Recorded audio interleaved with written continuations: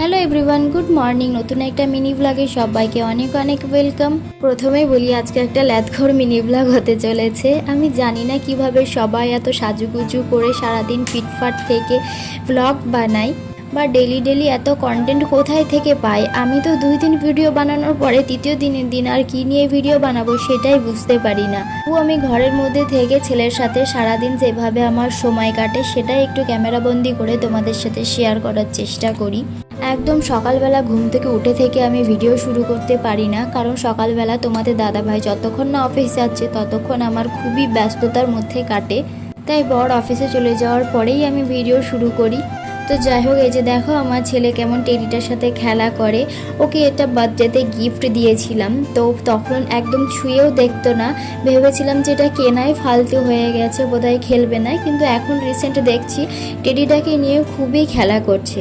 ঘরটাকে গুছিয়ে রেখে এখন যাচ্ছি রান্না করতে। আর দেখো আমার ছেলে একদম পুরো পাকা বুড়ো, কানে ফোন লাগিয়ে বক বক বক বক করেই চললো। কি যে বলে যাচ্ছে ওর ভাষায় ওই জানে। আমার ছেলেটা আছে বলেই কোয়ার্টারে একাকিত্বটা কিন্তু বুঝতে পারি না, না হলে খুব বোরিং একটা ব্যাপার হয়ে যেত। সত্যি কথা বলতে এখন আমার মন খারাপের একমাত্র ওষুধই হচ্ছে আমার ছেলে। মেয়েরা মা হওয়ার পরে জীবনটা একদম পাল্টে যায় ঠিকই, কিন্তু তার সাথে থাকে অনেকটা আনন্দ, আলাদাই একটা অনুভূতি, আলাদাই একটা জীবন, যেটা আমি এখন ফিল করতে পারি। আর সাথে থাকে সন্তানের ছোটোবেলার অনেক সুন্দর সুন্দর মুহূর্ত, যেগুলো এখন আমরা স্মার্টফোনের যুগে ক্যামেরাবন্দি করে রাখতে পারছি। আজকে দেখো রান্না করতে গিয়ে কি অবস্থা, মাছ পুড়ে ছাই হয়ে গেছে।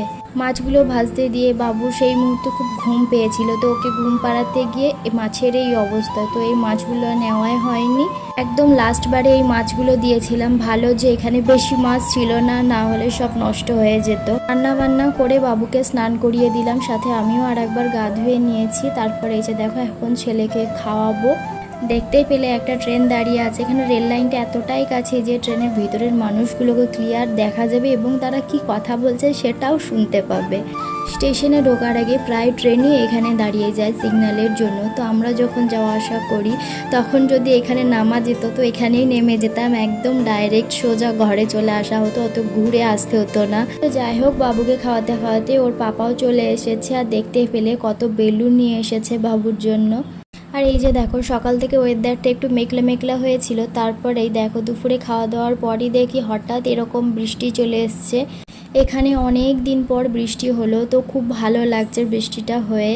তো আমার তো খুবই ভিজতে মন চাইছিল, কিন্তু আমি গেলেই আমার ছেলেও বাইরে চলে যাবে, ওকে আর আটকানো যাবে না, এমনিতেই জল দেখলে আর আসতে চায় না। বৃষ্টিটা বেশ ভালোই হলো, কিন্তু বৃষ্টি হওয়ার পরে গরমটা যেন আরও বেশি হয়ে গেল।